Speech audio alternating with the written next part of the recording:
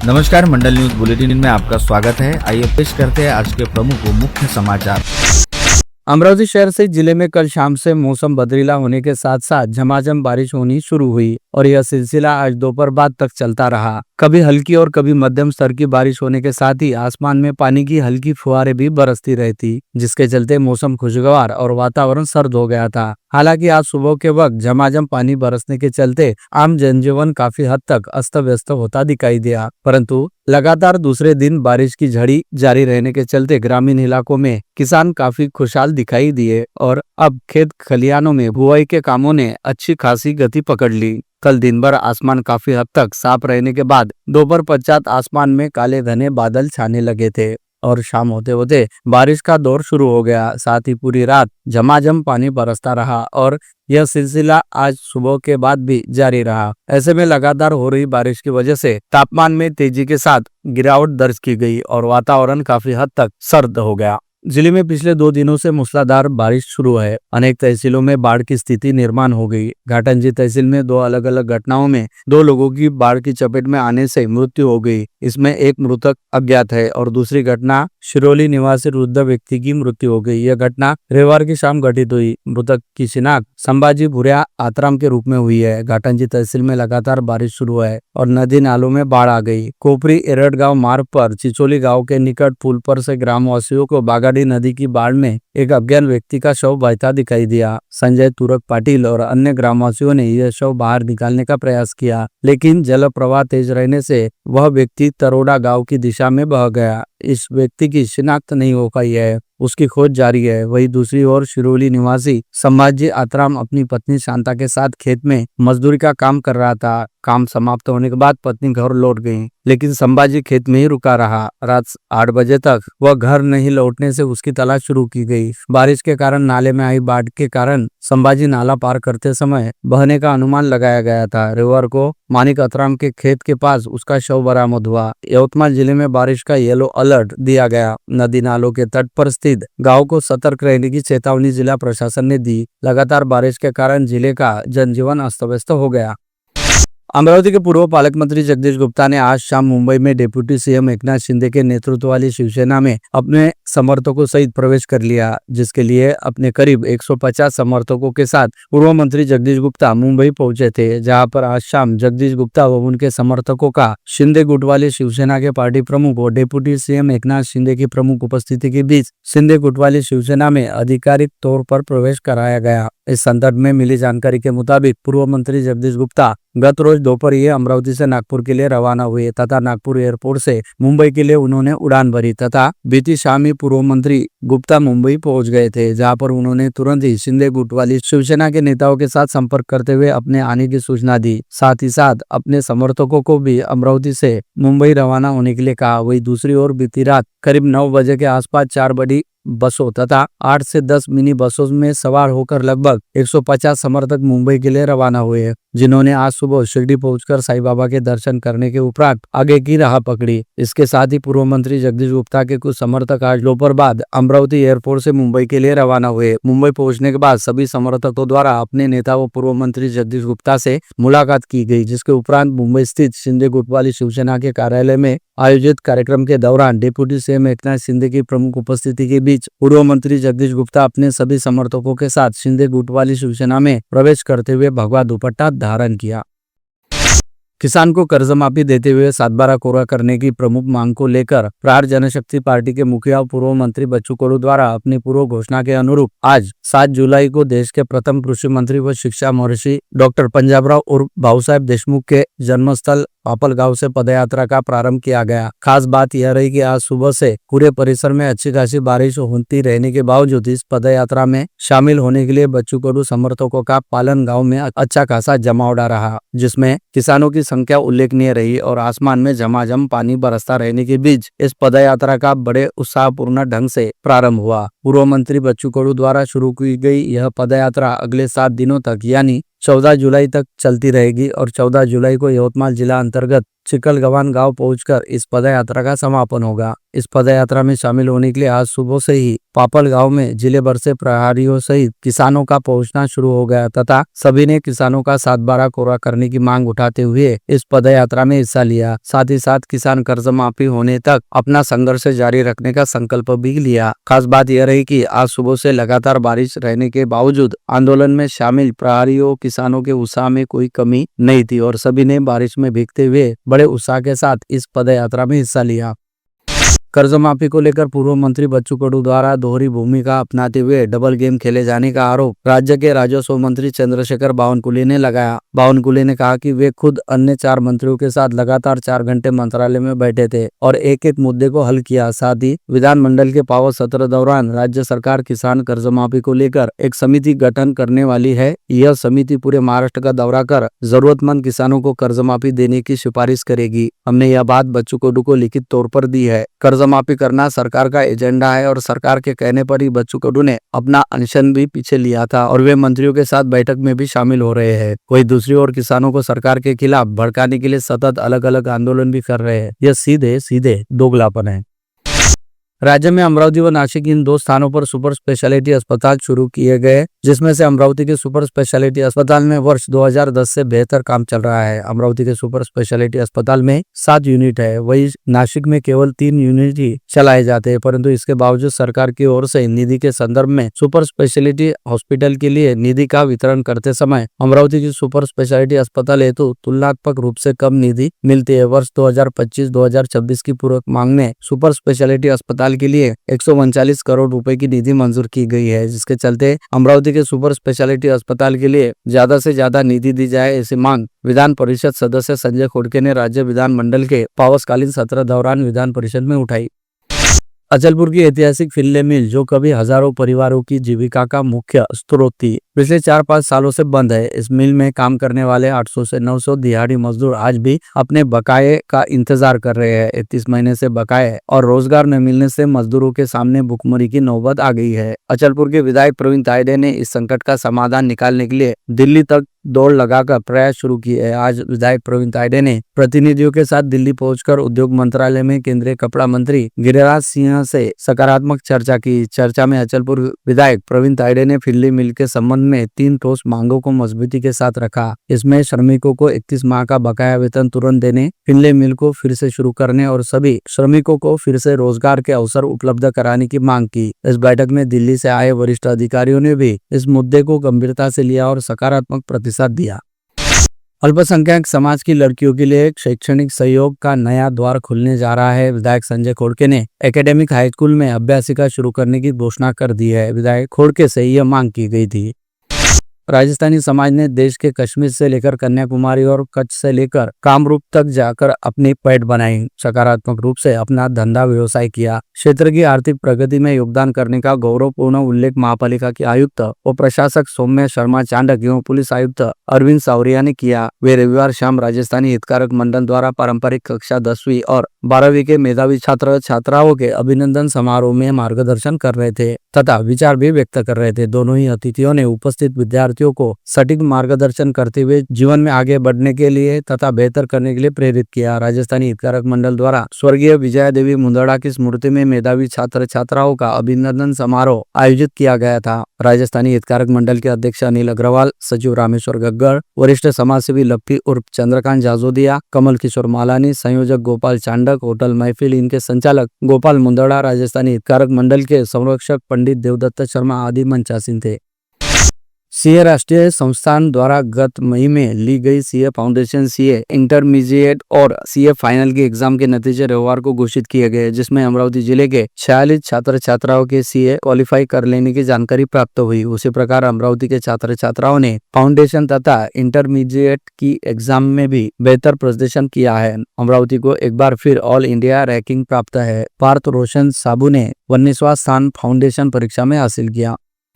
विदर्भ के प्रति पंढरपुर के तौर पर पहचान रखने वाले माता रुक्मिणी के मायके श्री क्षेत्र कौंडन्यपुर में कल रविवार 6 जुलाई को आषाढ़ी एकादशी के निमित्त भाविक श्रद्धालुओं की जबरदस्त भीड़ उमड़ी, जिसके चलते कौंडन्यपुर में एक तरह से पंढरपुर साकार हो गया। गत रोज तड़के कौंडन्यपुर स्थित श्री विट्ठल रुक्मिणी मंदिर में अभिषेक व महाआरती का आयोजन हुआ। आषाढ़ी एकादशी निमित्त मंदिर के सभागृह में फूलों से आकर्षक सजावट की गई। साथ ही बारिश के मौसम में भाविक श्रद्धालुओं को असुविधाओं का सामना न करना पड़े, इस बात के मद्देनजर मंदिर समिति द्वारा अनुशासनबद्ध तरीके से दर्शन कतारें लगाई गई थी, जिसके चलते सभी भाविक श्रद्धालुओं को सहज व सुचारू ढंग से अपने आराध्य भगवान श्री विट्ठल व माता रुक्मिणी के दर्शन हुए। पंढरपुर के वारी की परंपरा केवल एक धार्मिक विधि न होकर महाराष्ट्र के सांस्कृतिक और आध्यात्मिक जीवन का सास है। यह वारी यानी भक्ति, समर्पण और सामूहिक चेतना का सुंदर प्रवास है। वारी की परंपरा रहने वाले महाराष्ट्र में आषाढ़ी एकादशी का काफी महत्व है। लाखों भक्तगण और वारकरी वारी में शामिल होते हैं। एक आध्यात्मिक सामाजिक एकता का उदाहरण यह उत्तम उदाहरण है। भगवान विट्ठल लोकदेव है, यह बात विधायक सुलभा कोड़के ने कही। उन्होंने विट्ठल रुक्मिणी मंदिर सदिच्छा कॉलोनी विनायक नगर में विठुर राया के दर्शन कर शिव मांगल्य की प्रार्थना की। आषाढ़ी एकादशी के पावन अवसर पर विधायक सुलभा कोड़के शहर के विविध विट्ठल रुक्मिणी मंदिरों को भेंट देकर विठुराया के दर्शन कर कृपा आशीर्वाद उन्होंने लिया। इस अवसर पर विट्ठल रुक्मिणी मंदिर, आसरा माता विट्ठल मंदिर की ओर से विधायक सुलभा कोड़के एवं विधायक संजय कोड़के का सत्कार भी किया गया। आषाढ़ी एकादशी के पावन पर्व पर रविवार 6 जुलाई को अंबानगरी में पंढरी अवतरित हुई। वारकरी संप्रदाय में आषाढ़ महापर्व को विशेष महत्व रहने से शासकीय तंत्र निकेतन गाडगेनगर के समीप आषाढ़ी एकादशी उत्सव समिति गाडगेनगर अमरावती की ओर से भक्तों को फराल का वितरण करने हेतु कार्यक्रम का आयोजन किया गया तथा छत्रपति संभाजी महाराज चौक, राडगांव रिंग रोड अमरावती में भी संकेत महल्ले मित्र मंडल अमरावती की ओर से फराल वितरण का आयोजन किया गया था। इस अवसर पर यश शुल्वा संजय कोड़के ने विठुराया के दर्शन पूजन व माल्यार्पण कर सभी भक्तों की मनोकामना पूर्ण होने के लिए भगवान विट्ठल के चरणों में प्रार्थना की। इसके पश्चात आषाढ़ी एकादशी निमित्त यश कोड़के के हाथों महाराष्ट्र के आराध्य भगवान विट्ठल की आरती की गई तथा सभी को भक्तिमय शुभकामनाएं दी। इस अवसर पर यश कोड़के के हाथों सभी भक्तों को साबूदाना की चिड़ी का वितरण भी किया गया। कई लोगों को अपने अपने घरों में अलग अलग प्रकार की प्रजातियों वाले पौधे व वृक्ष लगाने का शौक होता है। इस बात को ध्यान में रखते हुए मांगलेकर परिवार द्वारा छतरी तालाब परिसर में 4000 स्क्वायर फीट वाली जगह पर पारवी नर्सरी नामक रोप वाटिका स्थापित की गई, जिसका बडनेरा निर्वाचन क्षेत्र के विधायक रवि राणा के हाथों उद्घाटन किया गया। साथ ही इस समय विधायक रवि राणा ने पारवी नर्सरी के संचालक मांगलेकर परिवार को अपनी शुभकामनाएं भी दी। प्रहार जनशक्ति पार्टी के सर्वेसर्वा तथा पूर्व मंत्री विधायक बच्चू कडू के निजी सहायक गोलू ठाकुर ने प्रदेश के स्वास्थ्य मंत्री प्रकाश आंबेडकर से भेंट कर प्रदेश की स्वास्थ्य संबंधी प्रलंबित समस्याओं के बारे में चर्चा कर शीघ्र सुलझाव का अनुरोध किया। अमरावती के पुलिस आयुक्त अरविंद सावरिया का rotary club of Amravati Ambika की तरफ से हाल ही में सत्कार किया गया है। इस अवसर पर क्लब ने उन्हें सम्मान पूर्वक मानद सदस्यता बहाल करते हुए रोटरी की पिन प्रदान की। विनायक बिल्डर्स के संचालक और Birla open minds international school के निदेशक सुधीर वाकोडे को जन्मदिन की बधाई देने पूर्व पालक मंत्री प्रवीण पोटे पाटिल शुभकामनाएं दी, जिसके उपरांत उन्होंने पैर छूकर पोटे पाटिल का आशीष ग्रहण किया। राज्य विधानमंडल के जारी पावर सत्र के दौरान विगत दिनों विधान परिषद में अजित पवार बुटवाली राकापा के विधायक संजय कोड़के ने अमरावती शहर में बड़ी तेजी के साथ पाव पसार रहे एमडी ड्रग्स के धंधों को लेकर लक्ष्यवेधी यानी ध्यानाकर्षण प्रस्ताव पेश करते हुए राज्य सरकार का ध्यान इस गंभीर समस्या की ओर दिलाया था। साथ ही स्पष्ट रूप से यह आरोप भी लगाया था कि अमरावती शहर में हो रही एमडी ड्रग की तस्करी व बिक्री में स्थानीय पुलिस की कुछ हद तक मिलीभगत शामिल हो सकती है, जिस पर जवाब देते हुए राज्य के मुख्यमंत्री व गृह मंत्री देवेंद्र फडणवीस ने कहा था कि वे इस बारे में खुद अमरावती के शहर पुलिस आयुक्त से बात करते हुए आवश्यक दिशा निर्देश जारी करेंगे। परंतु सीएम फडणवीस का फोन आने से पहले ही अमरावती शहर पुलिस एक्शन मोड में आ गई और शहर पुलिस ने ड्रग्स तस्करी व बिक्री मामलों पर खुद ही लक्ष्य यानी ध्यान देना शुरू कर दिया, जिसके चलते अब ड्रग तस्करों के खिलाफ ही एक के बाद एक धड़ाधड़ कार्रवाई शुरू हो गई है। साथ ही साथ ड्रग तस्करों की जड़ों व कनेक्शनों को भी पुलिस द्वारा खंगाला जाने लगा है, जिसके तहत गत रोज नागपुरी वेट पुलिस ने एमडी ड्रग्स तस्करी के खिलाफ बड़ी कार्रवाई करते हुए 75 ग्राम एमडी ड्रग्स के साथ इमरान उर्फ इम्मू खान सलीम खान को गिरफ्तार कर लिया। वही अब इमरान खान द्वारा पूछताछ के दौरान दिए गए जवाब के आधार पर एक राजनीतिक दल से वास्ता रखने वाले अब्दुल फहीम को बीती रात 12:30 बजे के आसपास उसके घर से दबोचा गया। इन दोनों कार्यवाही के चलते शहर में इस समय अच्छा खासा हड़कंप मचा हुआ है। रविवार 6 जुलाई की शाम नागपुरी गेट पुलिस ने गुप्त सूचना के आधार पर पाटीपुरा परिसर में रहने वाले इमरान उर्फ इम्मू खान नामक युवक को 78.960 ग्राम एमपी ड्रग और दुपहिया वाहन सहित 4,88,450 रुपए मूल्य के साहित्य के साथ गिरफ्तार किया। पुलिस ने रविवार की शाम उसके घर के आसपास अपना जाल बिछाया और जैसे ही इमरान खान ड्रग्स की खेप लेकर घर से बाहर निकला, वैसे ही उसे पुलिस के पथक ने ड्रग्स की खेप के साथ धर दबोचा, जिसके बाद पुलिस ने इमरान उर्फ इम्मू से ड्रग्स सप्लाई की चेन के बारे में कड़ाई से पूछताछ की गई। पुलिस सूत्रों से मिली जानकारी के मुताबिक बीती शाम ड्रग तस्करी के मामले में पकड़े गए इमरान उर्फ इम्मू खान से पुलिस द्वारा इस बात को लेकर बेहद कड़ाई के साथ पूछताछ की गई थी। आखिर ड्रग्स की खेप कहां से आती और वह खुद किसके जरिए ड्रग्स की खेप हासिल करता है। जिसके बाद इमरान उर्फ इम्मू खान ने पुलिस को बताया वो कमेला ग्राउंड परिसर में रहने वाले अब्दुल फहीम अब्दुल रफीक से अब तक करीब 16 बार ड्रग्स की खेप को बिक्री हेतु प्राप्त कर चुका है। ड्रग तस्करी के रैकेट में अब्दुल फहीम का नाम कोड नेम मुन्ना है, जिसके जरिए कमेला ग्राउंड परिसर में सुबह 4 बजे के आसपास ड्रग्स की डिलीवरी दी जाती है। यह जानकारी मिलते ही नागपुर गेट पुलिस के दल ने पूरी पड़ताल करते हुए अब्दुल फहीम उर्फ मुन्ना की पूरी कुंडली खंगाली और फिर रात 12:30 बजे के आसपास अब्दुल फहीम को उसके घर से उठा लिया गया। कोल्हापुरी गेट थाना क्षेत्र में आने वाले दत्तवाड़ी परिसर में रहने वाले संतोष संपतराव कराडे नामक व्यक्ति की अचानक मृत्यु होने से खलबली मच गई। यह मृत्यु नैसर्गिक नहीं बल्कि कुछ अनहोनी होने का आरोप मृतक के भाई बहन भतीजे ने किया है। इस प्रकरण में कोल्हापुरी गेट पुलिस थाने में शिकायत दर्ज की गई है। पोस्टमार्टम रिपोर्ट आने के बाद आगे की कार्रवाई की जाएगी, ऐसा पुलिस का कहना है। बडनेरा थाना क्षेत्र के भानखेड़ा खुर्द ग्राम में संजय शिंदे के घर पर चोरी के मामले में पुलिस ने आरोपी को गिरफ्तार कर नगद राशि और सोने के आभूषण सहित कुल 3,62,000 रुपए का माल जब्त किया। यह कार्यवाही बडनेरा के थानेदार सुनील चौहान के नेतृत्व में निरीक्षक प्रफुल्ल गीते व सहायक निरीक्षक संदीप हिवाले के दल ने की। गिरफ्तार आरोपी का नाम विशाल विजय शेगर है। चिकलदरा तहसील के दहेंद्री गांव में 22 दिन के बच्ची को पेट पर दाग देने वाली संदिग्ध काकिला नाम महिला को पुलिस ने गिरफ्तार कर लिया। मेलघाट में 6 माह में इस तरह की यह दूसरी घटना घटित होने से प्रशासन में हड़कंप मच गया है।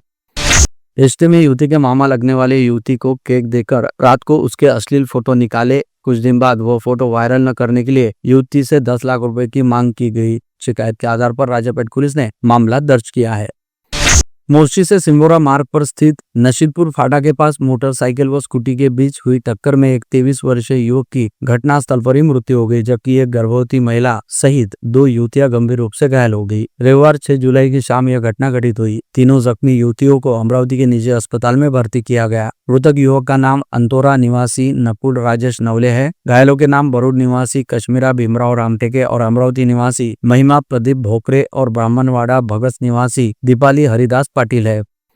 चिकलदरा में एक चौंकाने वाली घटना सामने आई है, जिसमें चिकलदरा नगर पालिका में एक शिक्षक ने एक अभिभावक को जान से मारने की धमकी दी। अभिभावक का दोष सिर्फ इतना था कि उसने स्कूल समय पर नहीं खुलने के बारे में पूछा था। इस घटना से अभिभावकों में काफी नाराजगी है। वे संबंधित शिक्षक के खिलाफ तत्काल कार्यवाही की मांग कर रहे हैं। इस संबंध में संबंधित अभिभावक ने चिकलदरा पुलिस थाने में नगर परिषद शिक्षक के खिलाफ शिकायत दर्ज कराई है।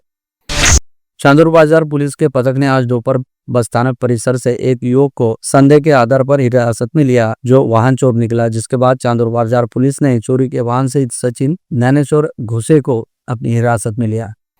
जहाँ एक और निःशुल्क पढ़ाई लिखाई का अच्छा खासा ढिंडोरा पीटा जा रहा है, वही दूसरी ओर आर्थिक दिक्कतों के चलते पिता द्वारा कक्षा 12वीं में प्रवेश नहीं दिलाने से नाराज होकर 17 वर्षीय छात्रा ने फांसी लगाकर आत्महत्या कर ली। यह घटना पुलगांव पुलिस थाना क्षेत्र अंतर्गत लोनसावली नामक गांव में घटित हुई। मृतक छात्रा का नाम सोनिया वासुदेव उइके बताया गया है। इस घटना के चलते सोनसावली गाँव में अच्छा खासा हड़कंप व्याप्त है।